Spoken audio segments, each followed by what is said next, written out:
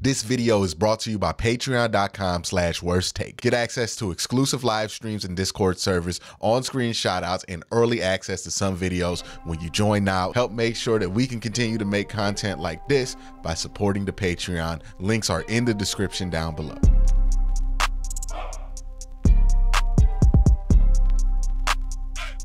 The NFL Combine is an interesting place because, yes, it serves as our introduction for a lot of us to a lot of young prospects. Some of us will know guys that we definitely did not know of before because they ran a crazy 40 time, or maybe they ran a bad 40 time.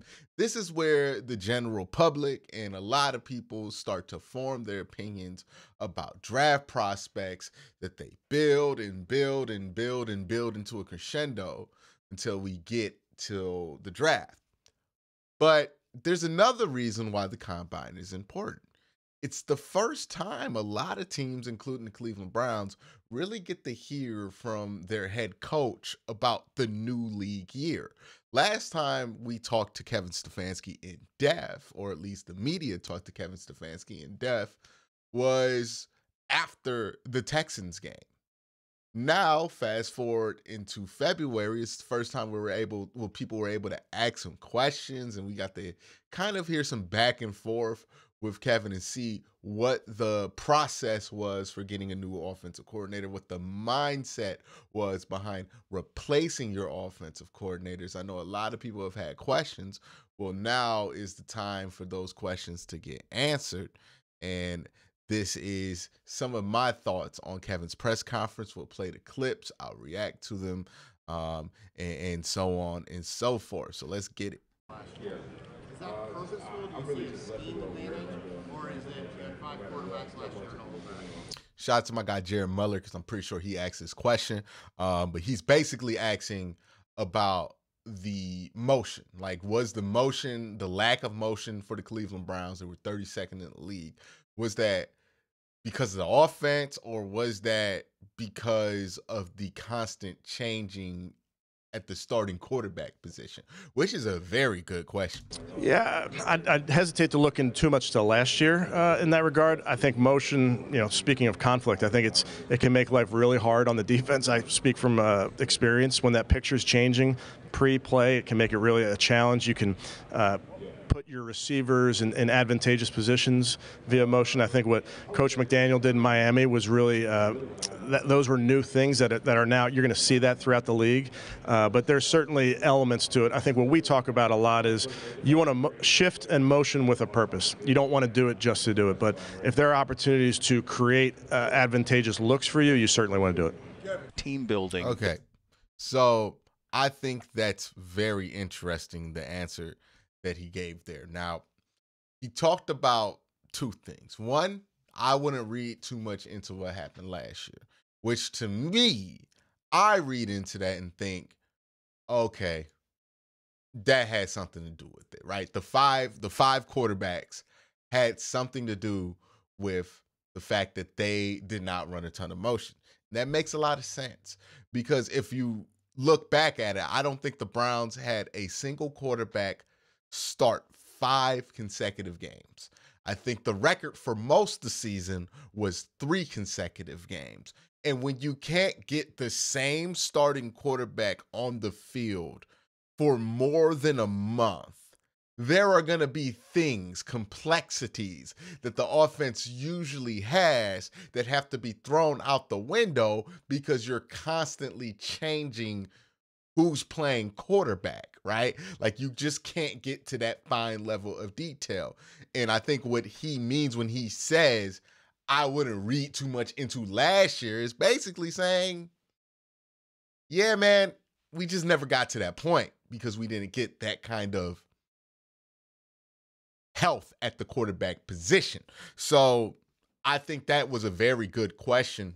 I think that was a very good answer. He then went on to sing the praises of, motion, pre-snap motion. You want to do it with the purpose, all that coach speaking stuff.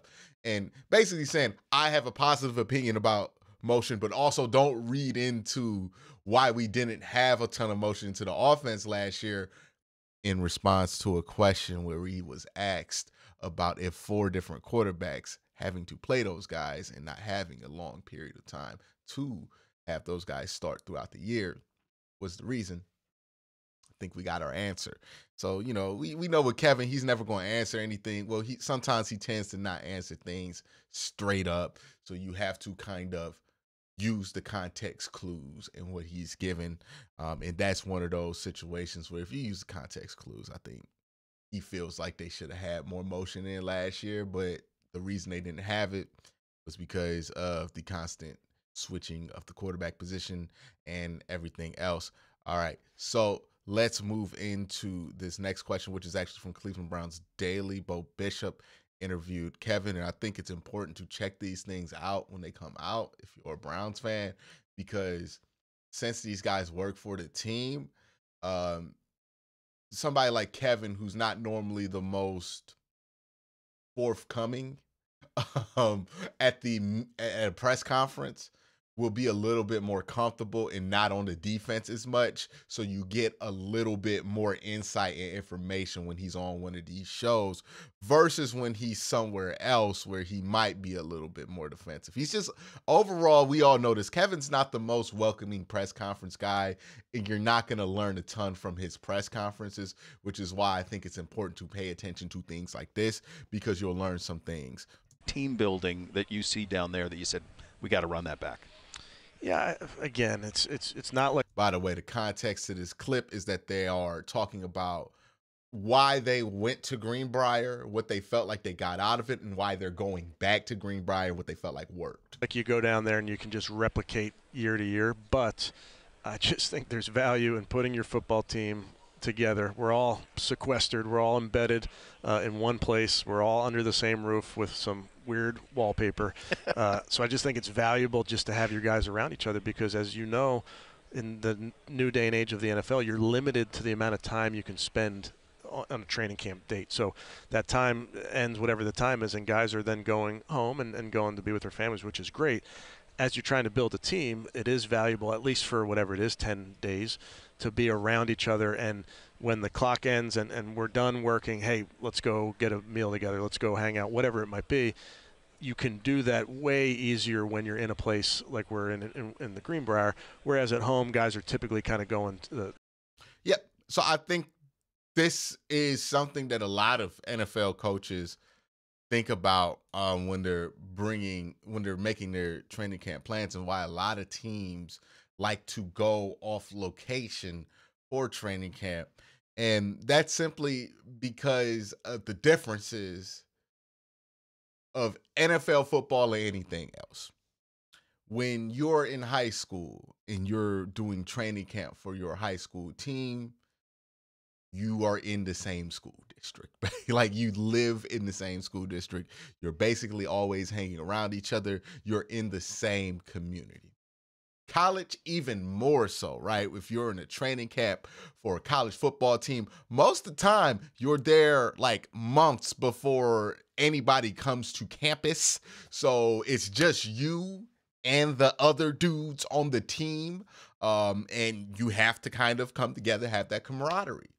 But when you get to the NFL level, one of the things that's missed is opportunities to build that camaraderie, because not only are you in the NFL, you're not living on campus anymore. You have a house. Maybe you live on one side of the town, but somebody else lives on the other. Depending on the city you live in, there might be traffic. So you might end up, functionally living like 35, 40 minutes away from some of your teammates, where in college, most of the time, you're not more than a 10-minute walk from one of your teammates. So it's easier. The barrier of camaraderie and friendship and all that stuff is just so much smaller in these areas where you're kind of putting guys together. But in the NFL, guys spread out. They buy houses. Maybe some of them have apartments. Maybe some of them live together. Maybe some of them don't. It's spread out. It's random. It's not really ideal for team building purposes. Also, another thing that happens in the NFL, you have a larger range of age groups on an NFL team. And that is something that is very difficult to manage, and why a lot of guys who could maybe coach really well at the college level don't really transition to the NFL level, because managing an 18-year-old to a 22-year-old is much different than managing a 33-year-old professional who also makes more money than you, right? Like, those are two different crafts. And it's something that a lot of guys struggle with. And one of the things that doing something like Greenbrier helps with is it kind of erases those things. Myles Garrett probably lives in a vastly different neighborhood with a vastly different lifestyle, with vastly different friends off the football field than somebody like DeAnthony Bell, who's just trying to make it in the league. Being in Greenbrier takes all of that other stuff out of the equation and makes it easier for guys to just connect with each other, because they're not worried about getting to this neighborhood, they're just hanging out, playing pool in the basement, similar to how guys just kind of kick it in college, right? A lot of us make a lot of great friends, lifelong friends in college because of that similar concept, because everything else is kind of melted away. You have something in common with everybody who lives in your dorm building. 200 of y'all live in the same building. All that other stuff starts to matter less, and you just start to make friends you never would have made in previous stops of your life, or in post stops of your life, post-college stops of your life. You probably would have never made these friends, but in college you did, and you had these friends for life. It's a similar concept to going to Greenbrier. It's not 4 years, but in that 2 weeks, somebody who might never really have an opportunity to have that much access to Myles you might find out you got something in common with somebody that you don't really have any reasons to hang out with, right? And I think that really helps with camaraderie, because when guys, when the guys who are getting paid $35 million are also on the same page with the guys getting paid 6 figures, there's less of a chance for division in the locker room, because money be dividing people, man. But all that aside, that's why I think Greenbrier is such a good idea, because in the NFL, like in college, you don't deal with any of those extra elements, like the real life stuff that you got to deal with in the NFL. You don't got to deal with age groups. You don't got to really deal with money. Now you do, but back then it wasn't really like that. So it was a lot easier, cleaner to create camaraderie and manage teams. But now, if you go to the NFL, it's vastly different. You got to manage different guys in different parts of their career. Some dudes are just have 3 kids. They family men. Some dudes, they definitely not family men at that point of their life, right? Like, you got to find a way for all of these guys to connect. And one of the ways is just go in the middle of nowhere, West Virginia, where none of that stuff actually matters anymore, and just force these dudes to be in a close area to kind of connect like that. And I think that's a good plan. I think there's a reason why a lot of teams do things like that. And I think somebody who has a background in psychology can probably explain it better than I did. But I think it's all very solid in its application by the Cleveland Browns.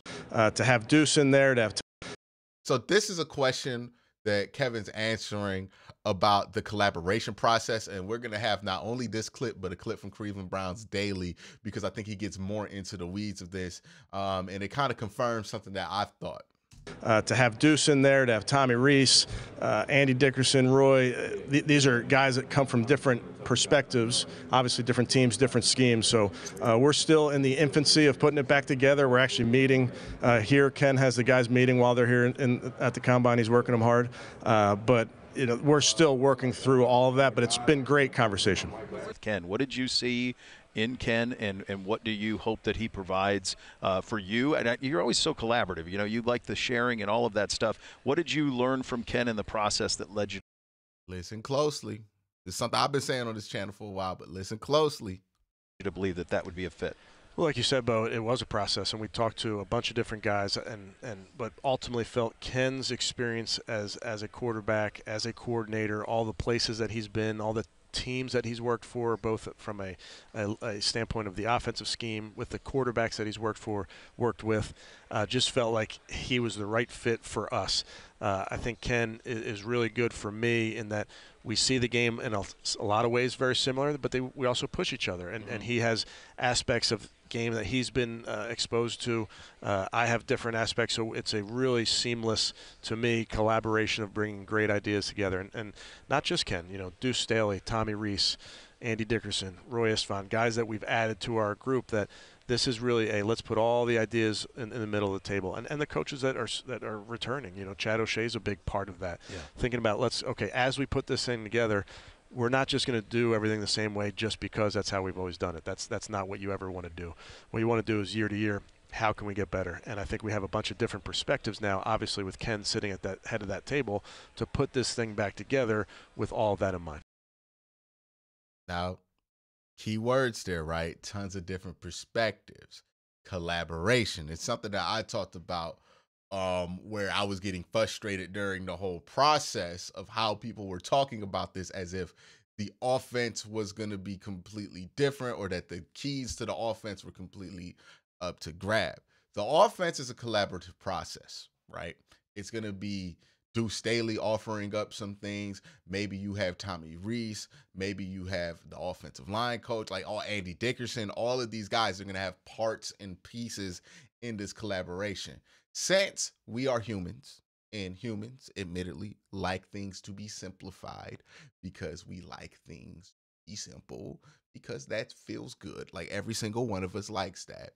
We tend to reduce an offense down to an individual.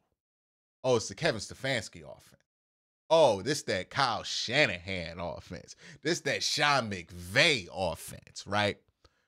But no offense is created because one coach locks themselves in a dark room and coddles together an offense like Mozart did with his music. Like, nah, that's just not what happened. What happens is they have ideas. They look at those ideas. In the spring, they'll practice some of these ideas. They'll see if those ideas work. Then more people will have ideas, and then you collaborate and you bring this offense together. You say to yourself, what are other teams doing? What do we want to add? Who do we have on staff that can help us add these things? Okay, we want an offense that's more catered to a quarterback whose strength is his post-processing ability instead of his pre-processing ability. Okay, let's get Ken Dorsey because he's worked with Cam Newton and he's worked with Josh Allen. He had a top 5 passing offense with those two quarterbacks. He clearly knows what he's doing with that style of quarterback, which we believe Deshaun is a better fit for. So let's bring a dude in like that. But also we want to add some motion. Also we want to add some RPO. So also, we would love to do some of the run game stuff that the Seattle Seahawks would do. Okay, let's bring in Andy Dickerson to be the offensive line coach. We know from years past the offensive line coach has a say in how the run game gets constructed. So you bring in Andy Dickerson, who was the run game coordinator for the Seattle Seahawks, and then you plop him in here, and then you have some input from not TC anymore, but you have some input from some other coaches here and there. You add some things. Maybe Tommy Reese knows something about what they're doing at the college level that's a little bit ahead of the curve that maybe teams in the NFL haven't tried yet. Or maybe he's more familiar with some of the college concepts that Deshaun Watson thrived with when he was in Houston. Like, all of these things, it's just a pot of ideas and piles and things that you throw in there, and then you try things out and you see if that works, and then maybe that doesn't work, or maybe that's not something that's really a good fit, but you try them and you throw them into the pot and you cook them, and then, then you get to the point where you're fine selecting things, and then Kevin and Ken are the final say on those things, and then boom, you have a game plan. A very complicated process to how they get to this offense, and it's a collaborative process. And I think sometimes that tends to get undersold because we're so used to just labeling an offense down to one person. Oh, it's Kevin's offense. Oh, it's this offense. And look, I get why we do it. I understand why we do that. It's much easier to communicate different ideas that aren't necessarily about the collaboration of the offense when you just say it's somebody's offense. And that's why people will continue, myself included, to say, okay, this is Kevin's offense because it's representative of the collaboration under Kevin Stefanski. But when we talk about it in those terms so much, it can be easy to forget that that's what we're actually referring to and not that it's just Kevin making this shit up. And I think that that's an important thing to note, because it's something I've been saying here for a while. When people are telling me that, you know, the offensive coordinator move was because they wanted to fire Kevin, or because they were coming close to firing Kevin. I'm like, no, they just wanted to change the process because they want to change the offense. And if you want to change the offense, you have to have new people around it. That doesn't mean you completely change the offense. It doesn't mean you throw out the baby with the bathwater. It just means that you're bringing in some new ideas. You're getting some fresh perspective. And that's exactly what Kevin is saying. And I think that's a significant part to this equation when it comes to the Browns' new offense, is understanding why these things were done. But that's my 2 cents on that. Let me know what you think in the comment section down below. Y'all have a great day. Have an even better night. Peace.